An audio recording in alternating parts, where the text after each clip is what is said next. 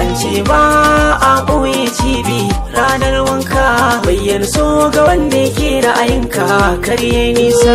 An ce ba a ɓoye cibi ranar wanka, bayyana so ga wanda yake ra'ayinka kar yayi nisa.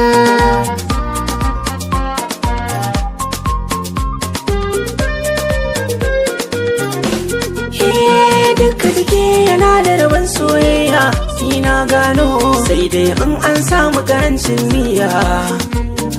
Karkar jinkiri ko nauyin harshe in har ka gano wacce a zuciyarka ta samu sanayya. Domin an ka kyale dole ka cutu wata ran ka tuno, haushi za ya sa ka cikin jin kunya. To ga shawara mai yin aure tun wani nemi budurwa, domin ba a fafe gora ranar tafiyar nisa.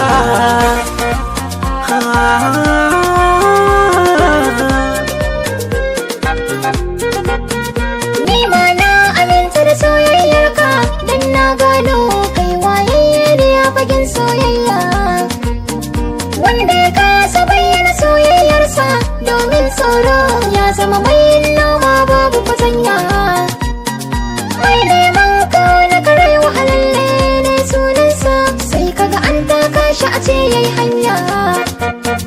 Komai za ka yi sa kwarin gwiwa, dan mai lalaci baya cin nasara kuma baya fitowa sai an nisa.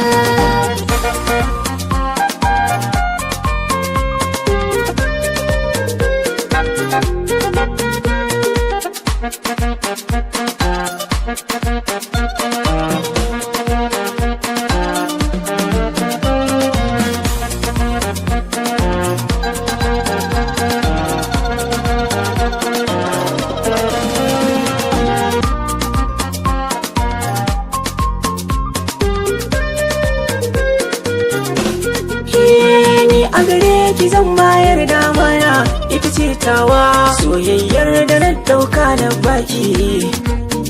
Duk da amana kwatana da walla a wajen dauka, na da muke ta bani da sauran rake. Soyayyar da ba yarda da amana da akwai kuka, a bar jaki a dinga dukar taiki. Wanda ya so mu nuna mai soyayya shi ne daidai, domin kowace rana sai labari in an nausa. Sarake